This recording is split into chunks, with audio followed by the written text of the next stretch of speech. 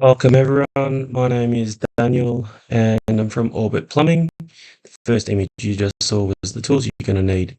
What we're going to do is we are going to fix some taps, and obviously the first thing to do with fixing taps is we need to take the handles off.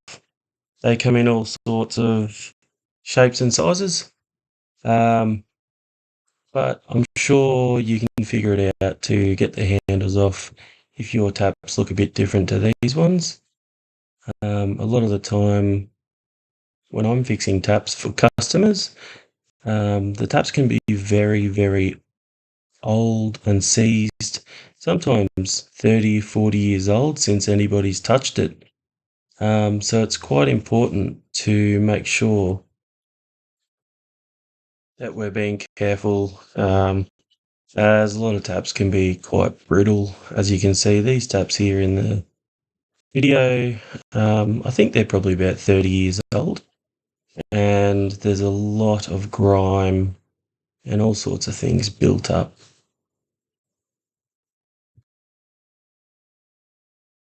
So generally with taps, it's all the same process. Um, they will all come with a handle of some sort, and usually some sort of nut that you need to try and undo to get the handles off. Now there are different types of taps. We have things that are called ceramic disc taps, and they're normally something that's a quarter turn.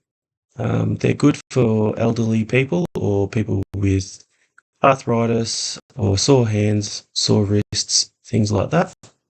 Um, but these taps that we're doing here today, these are just called standard jumper valve taps, which means they just have a jumper valve in them instead of a ceramic disc, which you will see shortly.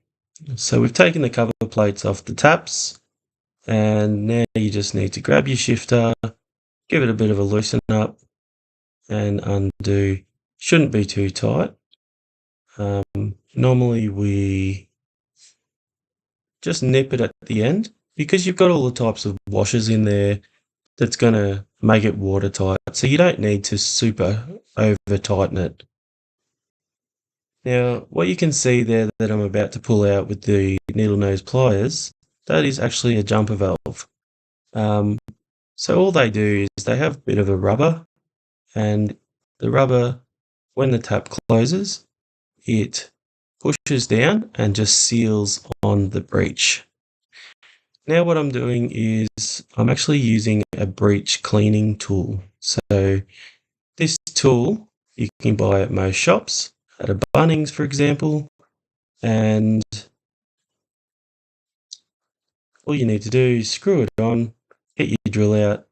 If it's a very brand new tool, you only need to do it for 1 or 2 seconds.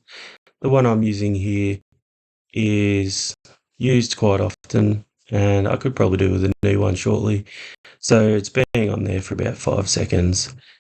If you do have a brand new one and you drill it for too long, it will grind a lot of metal out.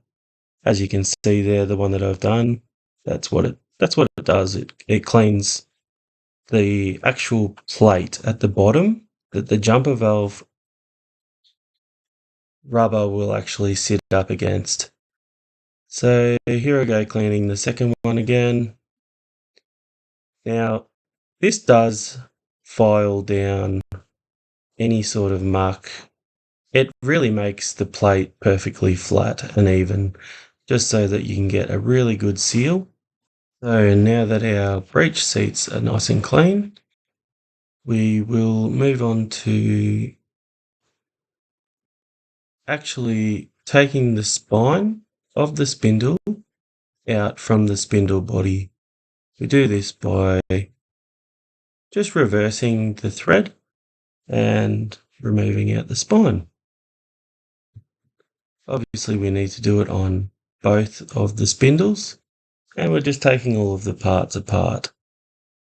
Now, a lot of these old spindles will have a very old fiber washer on it.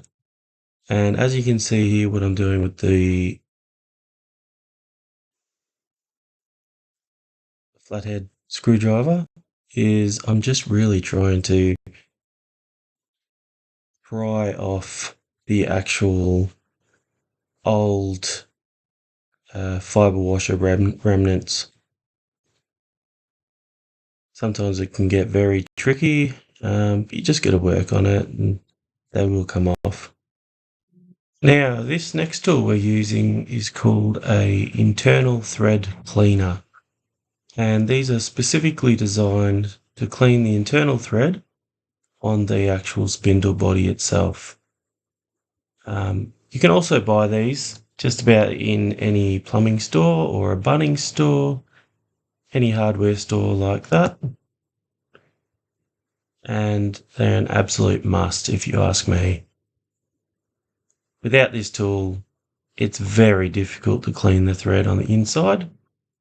And it is quite important because what it means is that you're getting all of the grit and the grime out from the inside of the thread.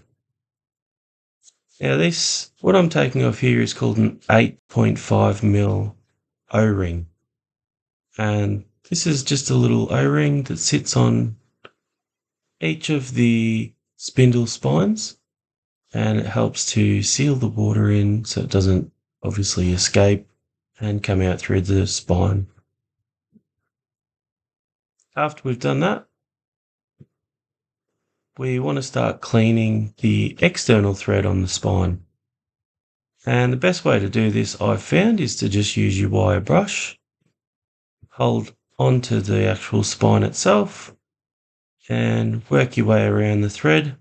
Keep cleaning until you get all the way around, loosened all of that grit and grime off each groove in that thread.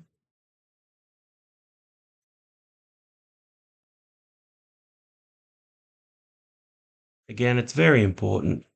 This is what makes the tap spin freely and not get caught up where you're trying to turn the tap on and off and it's so difficult to actually spin. If you clean these threads perfectly, then you actually won't have that issue anymore. Another way of cleaning these, if you've got the time, is you can actually leave them in a cup of vinegar, white vinegar, overnight. And that white vinegar will literally lift every single speck of dust and dirt off the threads. And your end result will be very good.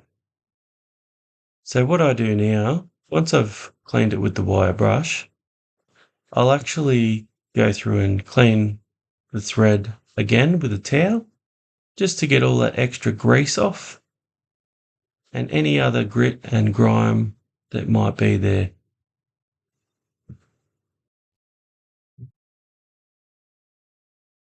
And now it's time to start putting our new parts onto the spindles. We'll start by getting some brand new 8.5mm O-rings. You can buy these in any hardware store or plumbing shop and just replace them back into the same place where you got the old ones from. Usually just push it over with your finger, should be enough. After we've done that, we want to get some plumbing tap lubricant. This Hydro Seal stuff is what most people use. And you want to use it, cover the thread. Once the thread is completely covered, get your finger and wipe it all the way around the outside of the thread and the rubber. The next thing we can do is then go and put the spindle spine back into the spindle body. We screw it back up all the way, just to make sure that when we do screw the body back into the breech later on, that we're not going to be damaging the jumper valve at all. Once you've done that, then put your 33mm fiber washer on.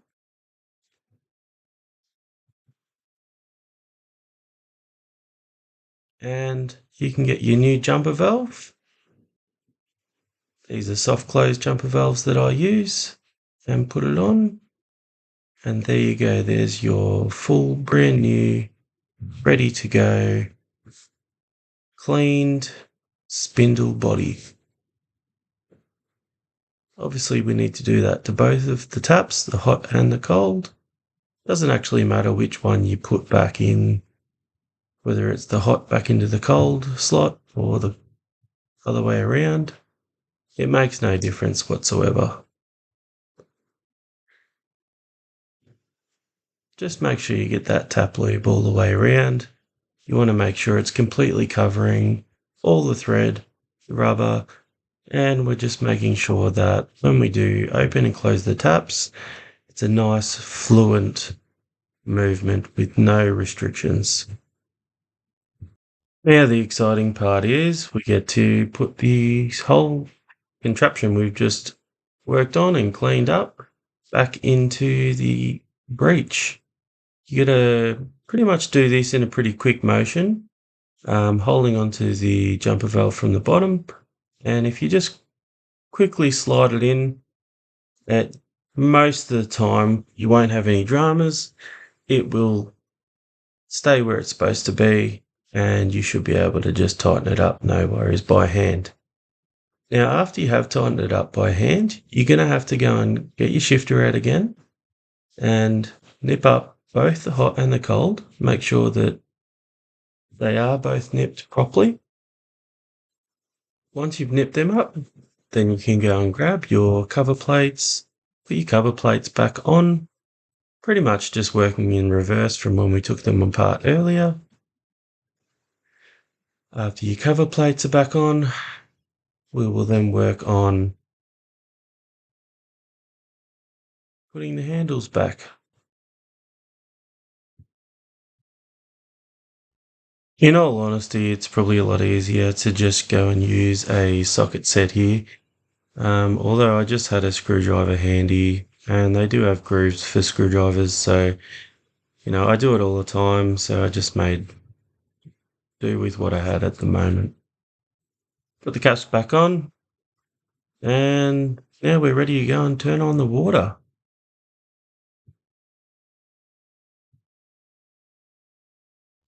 It's usually a good idea to turn the taps that you've been working on off, just in case there's any leaks.